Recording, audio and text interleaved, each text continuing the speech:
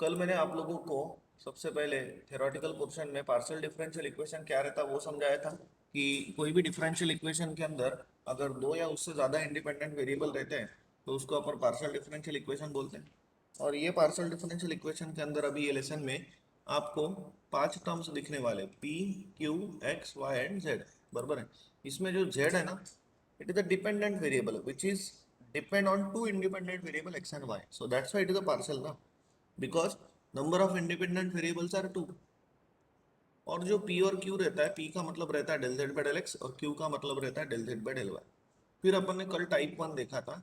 अगर आपके partial differential equation के अंदर सिर्फ p एंड q दिखता है तो वो हो गया type number one, isn't it. आप लोगों ने 2-3 साल के बाद जब कॉम्पिटिटिव एग्जाम के लिए आप लोग कॉम्पिटिटिव एग्जाम दोगे तो वो टाइम पे अगर ये सब कुछ आ रहा है तो वो टाइम पे भी आपको ये याद आना चाहिए। अगर आपके पार्शियल डिफरेंशियल इक्वेशन के अंदर सिर्फ पी एन क्यू है तो वो टाइप वन हो गया। टाइप वन को कैसे सॉल्व करते रहते हैं, तो very easy.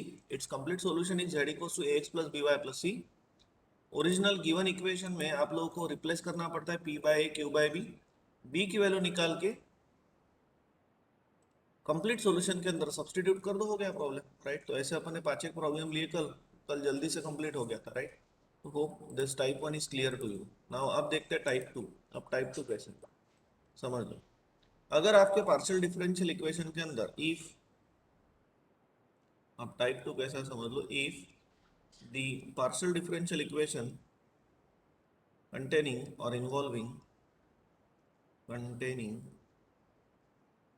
p q and z terms, right, then it is type two. समझ गए? दैट इज, इसका ही मतलब जो प्रॉब्लम रहेगा आपका वो in terms of P Q and Z रहेगा। तो ये आपका प्रॉब्लम है इक्वल्स टू जीरो, इसको दे देते हैं अपन इक्वेशन नंबर वन। अब इसको सॉल्व कैसे करना है समझ लो। ये प्रॉब्लम को अभी सॉल्व कैसे करना है, जैसे कि वो टाइम पे टाइप वन में आप लोगों के लिए बहुत ही आसान काम था कि आप लोग सीधा सीधा पी को रिप्लेस करते थे, ए से क्यू को बी से रिप्लेस करते थे, बी की वैल्यू निकाल के कंप्लीट सॉल्यूशन में पुट कर देते, हो गया। यहाँ पे ऐसा नहीं। यहाँ पे आप लोगों को P is equals to D Z by D you and Q equals to A D Z by D you, ऐसा सब्सटीट्यूशन करना पड़ता है ओरिजिनल इक्वेशन में, यानी ये वाले इक्वेशन में।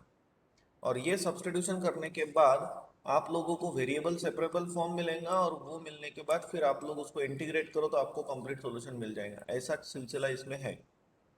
लेकिन मैं छोड़ के बाकी सारे टीचर लोग आप लोगों को डायरेक्ट ये टाइप नंबर टू में, जब भी ये कॉलेज में होगा, शायद कुछ कॉलेजेस में हो भी गया होगा, माइट भी, जब भी आपके कॉलेज में होगा या हुआ होगा तो टाइप टू में सब लोग ऐसा ही लिख के देंगे कि substitute P equals to D Z by D you and Q equals to A D Z by D U, बराबर है। लेकिन अब मुझे गिल्टी फील होता है to clear all those things directly, तो इसलिए पहले अपन क्या करते हैं, ये आ कैसा रहा वो भी देखते हैं, इसका प्रूफ भी देखते हैं।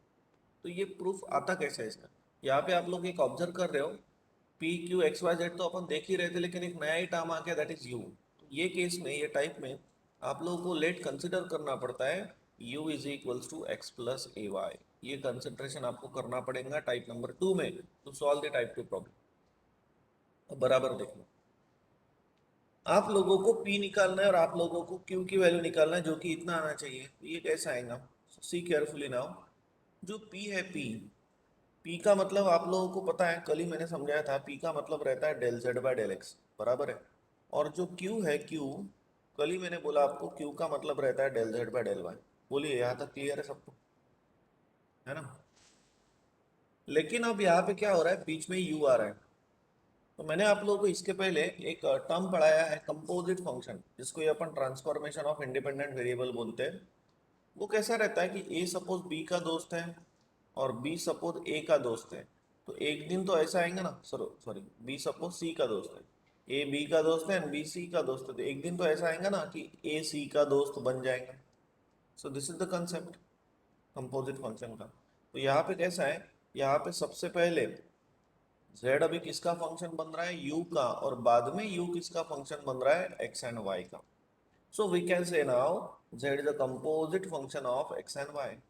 बोलिए समझ गए क्या, हेलो, क्लियर हो गया क्या? तो यहाँ पे लिखते let U equals to X plus A Y लिख लिया। अब लिखता हूँ मैं here, here z is a function of, here z is a function of u and u is a function of x and y. So therefore we can say z is a composite function of, z is a composite function of, z is a composite function of x and y. समझ गए फिर? है ना, clear हो? So therefore, अभी देखो, therefore p का मतलब और q का मतलब आप लोग जो ये लिखते हो, ये इक्वेशन आप कैसा बन जाएगा, सी केयरफुल, है ना? अब z is a composite function of x और y है ना, इसलिए मैं इसको del z by del X, del z by del y लिख सकता हूँ। और del z by del X का ही मतलब अपन p लिखते हैं, और del z by del y का मतलब q लिखते हैं, राइट? तो आगे बढ़ते हैं। अब देखिए, ये del z by del X को क्या ना, right, del z by del X को सबसे पहले z किसका दोस्त है, u का, और बाद में u किसका दोस्त है, x का। इन द सेम मैनर यहाँ पे q इक्वल्स टू, सबसे पहले z किसका दोस्त है, सबसे पहले z दोस्त है u का, और बाद में u किसका दोस्त है, y का, राइट?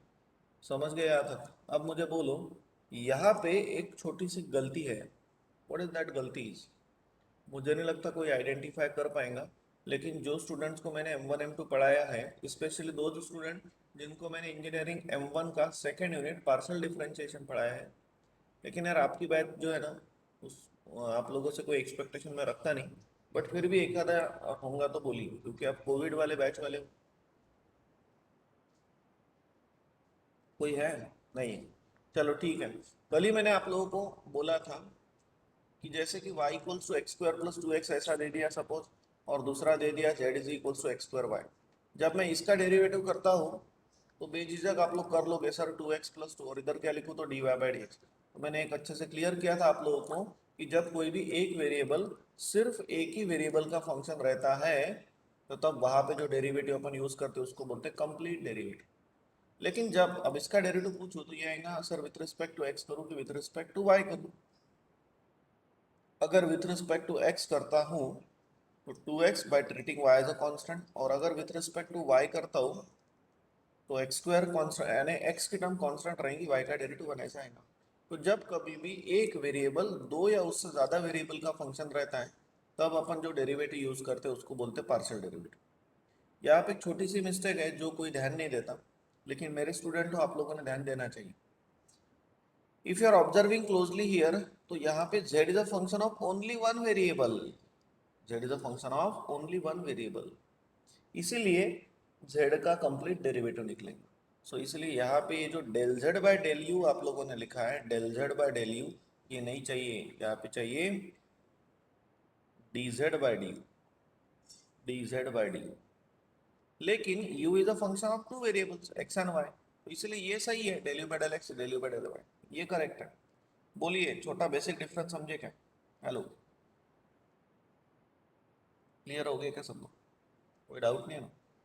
अब ये जो बातें हैं ना, जो मैं ये सब कुछ बोल रहा हूँ डिटेल में एकदम प्रूव करके दे रहा हूँ वगैरह वगैरह सब, अपने यूनिवर्सिटी में ये कुछ लिखना भी नहीं पड़ता प्रॉब्लम में, डायरेक्ट आपको लिखना पड़ता है substituting p equals to D Z by D and q equals to A D Z by D. लेकिन अब कैसा है कि मुझे गिल्टी फील होता है डायरेक्ट डायरेक्ट पढ़ाने में, इसलिए मैं सब कुछ आप लोगों को बोलते जा रहा हूँ, तो समझ ही लो।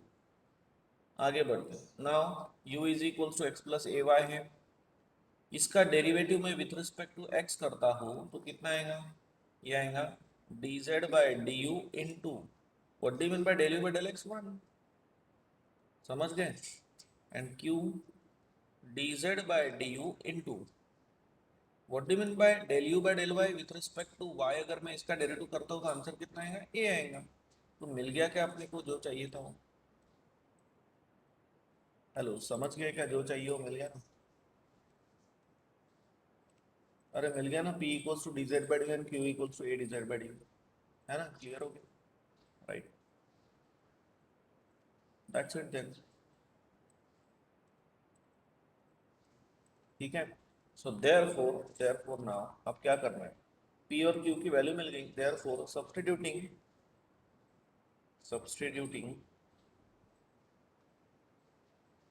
the values of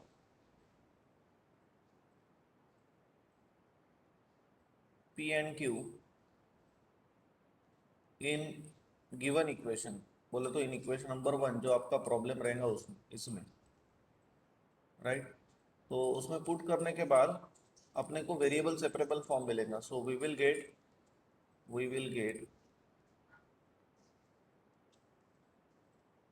variable separable form, and therefore अब वेरिएबल सेपरेबल फॉर्म मिल गया तो therefore on integrating both sides we will get solution complete solution. समझ गए फिर? चलो प्रॉब्लम लेते तो और क्लियर हो जाता है। तो first problem solve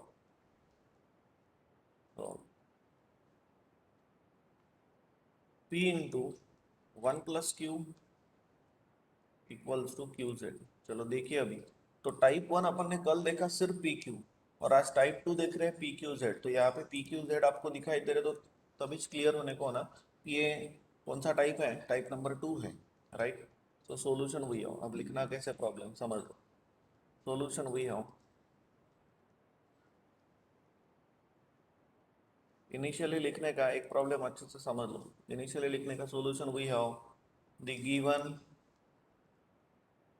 partial differential equation is, right, equation is P into 1 + Q equals to QZ, बराबर है। इसको दे देते इक्वेशन नंबर 1। फिर लिखो यहाँ पे here equation containing the terms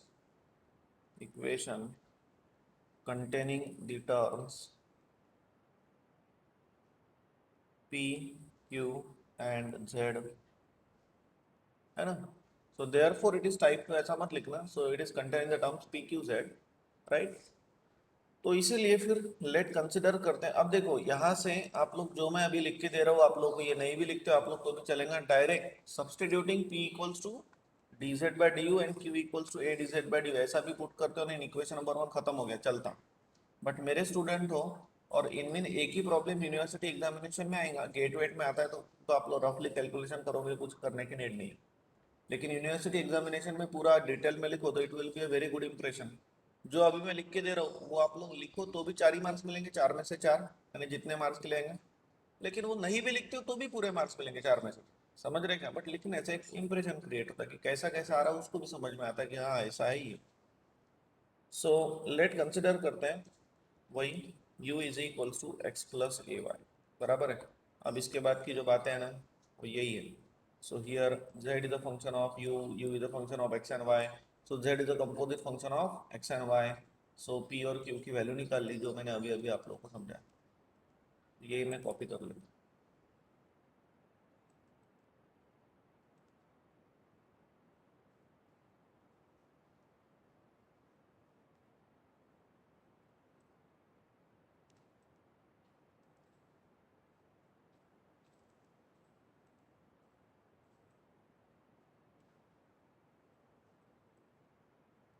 समझ गए फिर?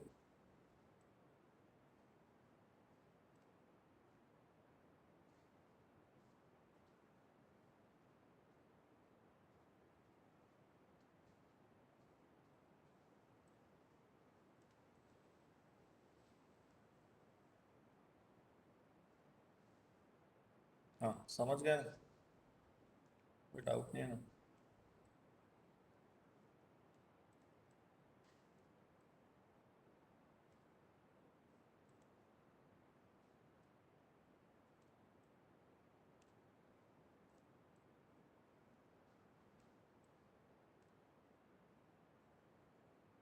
ठीक है। So therefore equation number 1 implies, equation 1 में पुट करो, therefore equation number 1 implies, what is equation number 1? Equation number 1 is this, p into 1 + q। So p का मतलब क्या है, dz/du इंटू 1 + q। तो 1 + q कितना है, a dz/du। Is equals to कौन है, क्यू जेड। क्यू कितना है, A D Z by D u into Q into Z. समझ गए क्या सब लोग? तो अभी इसको सॉल्व करो और वेरिएबल सेपरेबल फॉर्म लाओ। वेरिएबल सेपरेबल फॉर्म है ना, एक साइड में पूरे एक वेरिएबल के टर्म्स और दूसरे साइड में पूरे दूसरे वेरिएबल के टर्म। इसके अंदर आप लोगों को दो ही तो वेरिएबल दिख रहे हैं, एक z दिख रहा है और दूसरा u दिख रहा है। तो आप लोग क्या करो, एक साइड में पूरे z के टर्म्स लाओ, दूसरे साइड में u के टर्म्स लाओ। वो कैसे आएंगे समझ लो। अब simplification is the part, see very carefully. ये देखिए, ये dz बाई डी यू और ये dz by D you cancel हो गया। कैंसिल हो गया तो करो ना कैंसिल जो होता है वो। तो remaining is 1 plus a into d Z by D u is equals to कौन, ए जेड। थोड़ा सा रिस्पॉन्ड करो, समझ गए ना सब लोग। So therefore a into d Z by D u is equals to, ये हो गया फिर a z minus one. And therefore now d Z by D u is equals to कितना मिल गया, you can write a z minus one upon a. Hope आपको समझ गया यार, बराबर है। तो अभी वेरिएबल सेपरेट हो रहे हैं। सो देयर फोर जेड की टर्म इधर लाओ, तो ये जो पूरा टर्म है ना इसको इधर लाओ। इधर लाओ तो उल्टा हो जाएंगे, उल्टा हो गया तो वो हो गया a upon a z minus one into what d z. और डी यू उधर लेके जाओ तो डी यू। हेलो समझ गए क्या, क्लियर है क्या सब लोग? तो क्या हुआ यहाँ पे, therefore variables are separated, variables are separated and therefore integrating on both sides. समझ गए, therefore integrating on both sides. Therefore, तो integration of a upon a z minus 1 into dz is equals to integration of du, right? चलो बोलिए फिर, अब इसका integration कितना, भी यार बहुत दिनों से आ रहे हो आप लोग, लेकिन सेवन्थ एट बैच में वाले भी कुछ हो सकते हैं इसलिए मैं बोल देता हूँ। इंटीग्रेशन के अंदर कोई भी फंक्शन नीचे है और ऊपर उसका डेरिवेटिव है, तो इसका डायरेक्ट इंटीग्रेशन अपन कितना लिखते हैं, log of F of x. Hope आप सभी लोगों को ये पता है। तो यहाँ पे भी वही हो रहा है, ए जेड माइनस वन का डेरिवेटिव आएगा ए जेड का, ए जेड का डेरिवेटिव वन ना विथ रिस्पेक्ट टू जेड, ए और वन का डेरिवेटिव जीरो, तो ऊपर है ना ए, तो इसलिए इसको अपन डायरेक्ट लिख सकते हैं log of A z minus one. D u का इंटीग्रेशन यू प्लस कौन, कॉन्स्टेंट ऑफ इंटीग्रेशन सी। समझ गए, राइट। अब मैंने आप लोगों को काफी बार बोला है कि जो एक कंप्लीट सॉल्यूशन रहता है ना, वो कंप्लीट सॉल्यूशन में एक ऐसा रिलेशन बनना चाहिए between dependent and independent variable. आपका प्रॉब्लम पी क्यू जेड दिखाई दे रहा है, बट पी एन क्यू के अंदर क्या रहता है, एक्स एंड वाई रहता है। P stands for del z by del x, q stands for del z by del y. तो आपका प्रॉब्लम के अंदर अगर p q z that is x y के टर्म्स या जेड के टर्म्स दिखाई दे रहे तो आंसर भी वैसे ही चाहिए। इसीलिए इसको अपन कैसा कर सकते हैं। और एक बात और कि जैसा y equals to f of x अगर प्रॉब्लम है तो आंसर भी ऐसे टाइप का आना चाहिए। हर बार मैं बोलता हूँ, right, dependent variable equals to function of independent variable. तो ये पीडी के अंदर डिपेंडेंट वेरिएबल कौन है, जेड। तो अगर आप लोगों से पॉसिबल होता होगा तो जेड की वैल्यू निकालने का, एक आधे बार ऐसा होगा कि जेड की वैल्यू निकालना बहुत कॉम्प्लिकेटेड जा रहा है, तो फिर लगे तो मत निकालो, जो मिलता है उसको एक कंप्लीट सॉल्यूशन बोल दो, बट मिलता होगा तो निकाल ही लेना। तो यहाँ पे मिल सकता है ना, so can I write a z minus one equals to log, अगर मैं इधर लेके आऊँ तो क्या होगा, बहुत महारथी रहते हैं बोलते हैं लॉग इनवर्स होगा। हाँ बेटा, लॉग इनवर्स। एक्सपोनेंशियल।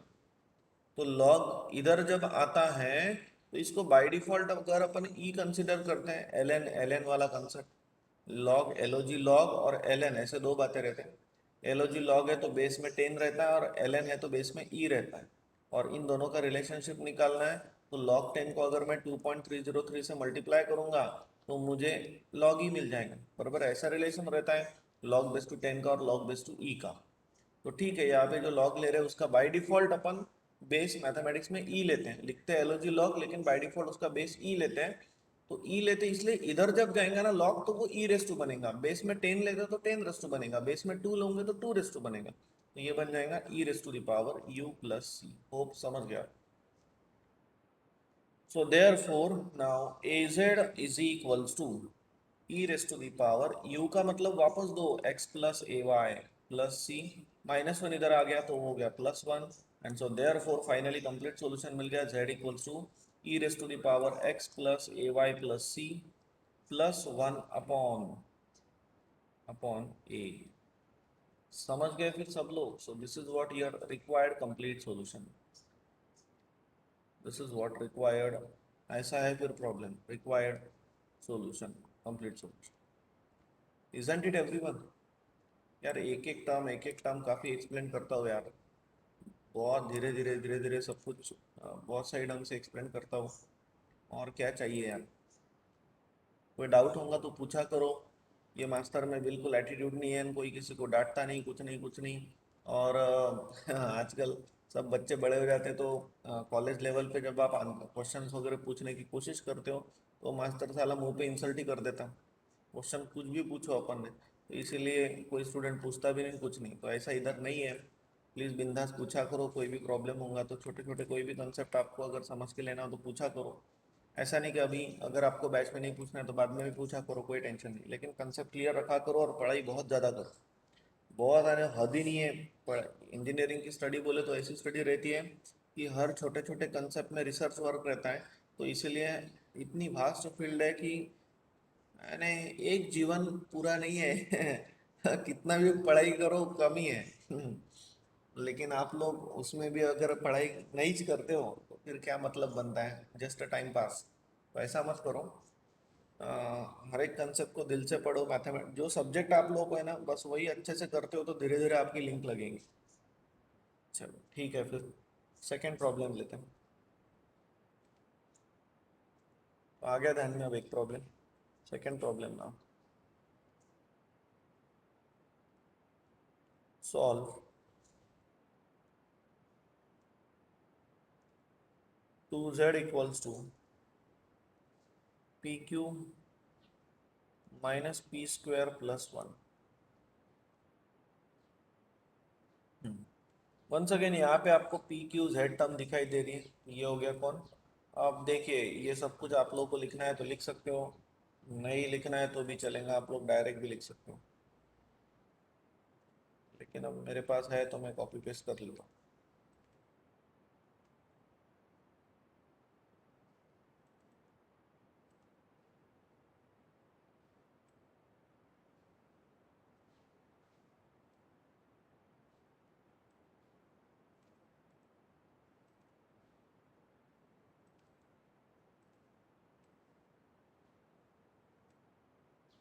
ठीक है हाँ समझ लो फिर so the given partial differential equation is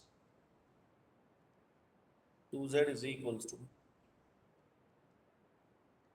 P q minus p square plus one ठीक है सो वंस अगेन ये सब कुछ लिखो ये नहीं भी लिखते हो ना आप लोग सिर्फ बोल देते हो कि here equation contain the terms p q z so therefore substituting p equals to D Z by D you and q equals to A D Z by D you ऐसा भी लिखा आप लोगों ने तो चलता पूरे में से पूरे ही मार्क्स मिलेंगे हेलो मैं क्या बोल रहा हूँ समझ रहे ना आप लोग डायरेक्ट लिखाइए तो भी चलता लेकिन ये सब कुछ लिखने से कि इंप्रेशन क्रिएट होता है चलो सब्स्टिट्यूट करो फिर so therefore equation number one implies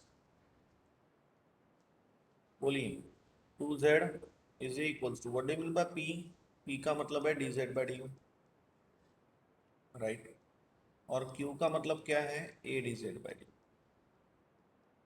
okay है ना p q minus p square now what is p square यानी dz बाय du का स्क्वायर बराबर है एंड प्लस व्हाट वन बोलिए समझ गए नीचे लिख लेता हूँ